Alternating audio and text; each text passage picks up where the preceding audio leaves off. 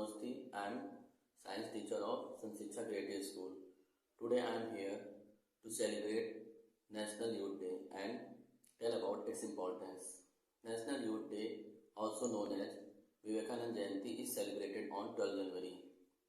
Being the birthday of Swami Vivekanand ji, in 1984, the Government of India declared this day as National Youth Day. And since 1985, the event is celebrated in India every year. The government that the philosophy of Swami ji and the ideas for which he lived and worked could be a great source of inspiration for Indian youth. जैसा कि सब हम जानते हैं कि भारत को विश्व गुरु माना जाता है, तो भारत को विश्व गुरु माने जाने का रीज़न भी है। हमारे यहाँ आर्यभट्ट, चरक, पतंजलि से लेकर चाणक्य तक भारत ने ऐसे आइकन्स पैदा किए हैं जिनकी थ्योरी पर पूरी दुनिया का विज्ञान चल रहा है। हेल्थ साइंस से लेकर पॉलिटिकल साइंस तक, एटॉमिक रिसर्च से लेकर स्पेस रिसर्च तक, ऐसे भारत का एक फेस भारत को विश्व गुरु होने का जस्टिफाई करता है, तो वो है स्वामी विवेकानंद जी। पहली चीज जो स्वामी जी ने जो विश्व का चेहरा उनको बनाती है, वो चेहरा उनको विश्व का जो चेहरा बनाती है, उसके लिए उनके पास जो था वो सबसे बड़ी चीज़ थी ज्ञान, नॉलेज। और नॉलेज हो भी क्यों ना उनके पास, क्योंकि उनके पास एक महान गुरु थे, रामकृष्ण परमहंस। और स्वामी जी ने सभी धर्मों का ज्ञान लिया हुआ था। स्वामी जी किताबें पढ़ते थे, सभी धर्मों की किताबों का ज्ञान लेते थे और उन्होंने सनातन धर्मों को डीपली स्टडी किया।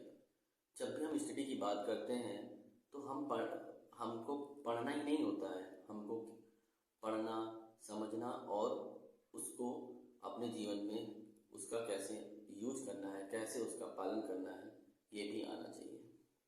स्वामी जी कॉन्टिन्यूअस ट्रैवलर भी रहे हैं और कॉन्टिन्यूअस ट्रैवलिंग से उन्होंने कई धर्मों के रिलीजियस और कल्चर्स को भी जाना है और उन्होंने अपने ज्ञान को बढ़ाया है इससे।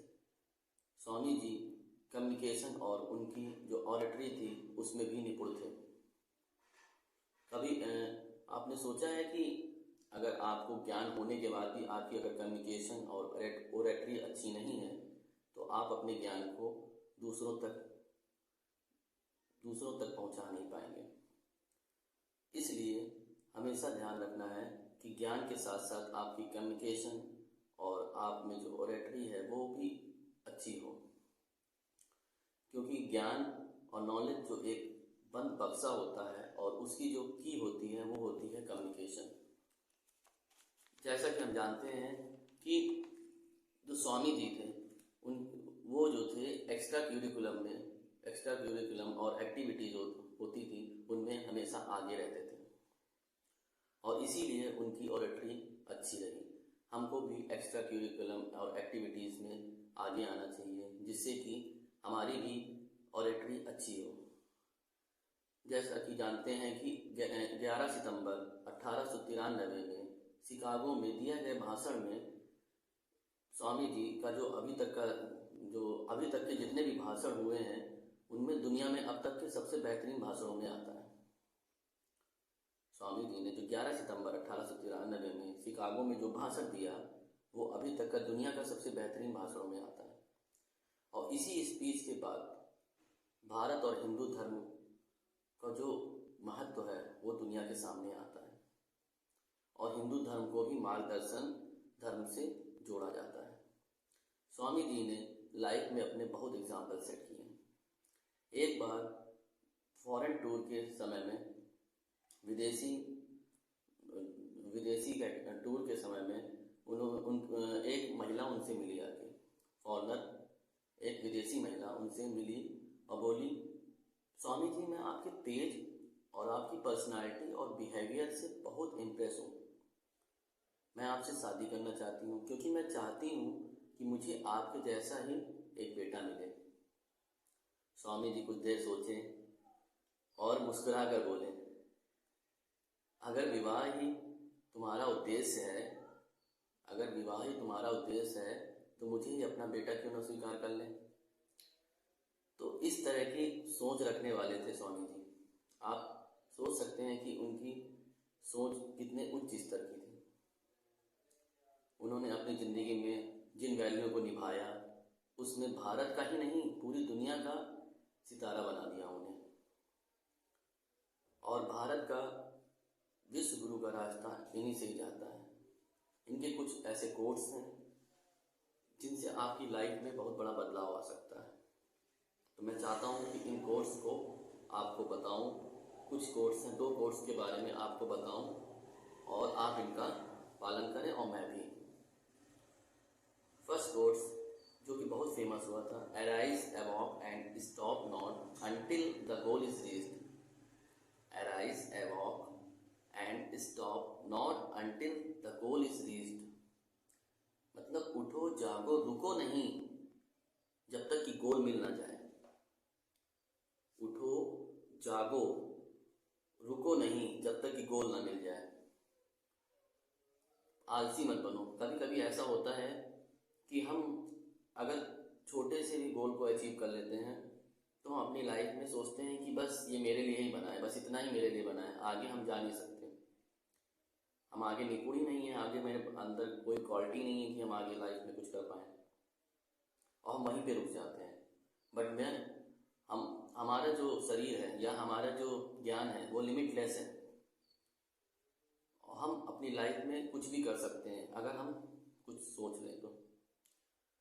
ट्राई करेंगे तभी आगे बढ़ेंगे और प्रयास भी करें तो मेहनत करें।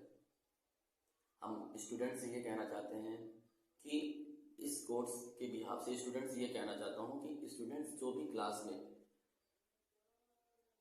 5th पोजीशन से बाद में आते हैं, 6th, 7th, 8th पोजीशन में, तो मैं उनसे कहना चाहता हूँ कि आप पढ़ाई पे ध्यान दें और आप इस कोर्स के अनुसार ये फोकस करें कि हम भी फर्स्ट आ सकते हैं। तो आज ही से लग जाओ बेटा और पढ़ाई में, और तुम्हारा गोल है यही होना चाहिए कि मुझे क्लास में फर्स्ट आना है। इनका सेकंड कोर्स था जो कि मुझे भी बहुत अच्छा लगता है, और मैं आपको भी बताना चाहता हूँ। सेकंड कोट है, you can not believe in God until you believe in your self. तुम भगवान पर विश्वास नहीं कर सकते जब तक कि तुम खुद पर विश्वास नहीं कर सकते। अगर आप पर खुद पर अपने ऊपर विश्वास नहीं है तो आप भगवान पर विश्वास नहीं कर सकते। पहले आप अपने आप पे विश्वास करें फिर भगवान पे। एक मैं स्टोरी सुनाना चाहता हूँ। एक गांव में बाढ़ आती है और बाढ़ आने पर पानी खूब भर जाता है। तो एक आदमी जो होता है अपने घर में छत में खड़ा हो जाता है। पानी भरता जाता है और पानी दीवारों तक ऊपर तक पहुंचने लगता है छत के पास। तो नाव एक आती है, नाव में बैठे लोग बोलते हैं चलो भाई नाव में बैठ जाओ और बच जाओगे, नहीं तो इसी में डूब जाओगे, पानी और बढ़ रहा है, पानी का स्तर और ऊपर आ रहा है। वो कहता है मैं नहीं जाऊँगा, मेरे भगवान मुझे बचाएंगे। उसके बाद हेलीकॉप्टर आता है, रस्सी क्या कहते हैं नीचे क्या कहते हैं फेंकता है, कहता भाई पकड़ लो रस्सी को और ऊपर आ जाओ। तो कहेगा भाई मेरे भगवान मुझे बचाएंगे, मैं नहीं पकड़ूंगा, मेरे भगवान मुझे बचाएंगे। धीरे धीरे करके पानी का लेवल और ऊपर आ जाता है और वो डूब जाता है और मर जाता है। जब भगवान के पास जाता है तो कहता है भगवान मैं तो आप पे इतना विश्वास किया था फिर भी आपने मुझे बचाया नहीं। भगवान कहते हैं ए मूर्ख बेवकूफ़, और घसीट के क्या कहते हैं उसको धरते हैं। कहते हैं कि जो नाव और जो हेलीकॉप्टर आपको भेजा था वो किसने भेजा था? वो मैंने ही तो भेजा था, मगर जब तुमने खुद ही क्या कहते हैं हाथ नहीं बढ़ाया तो फिर कैसे मैं बचा लूँगा?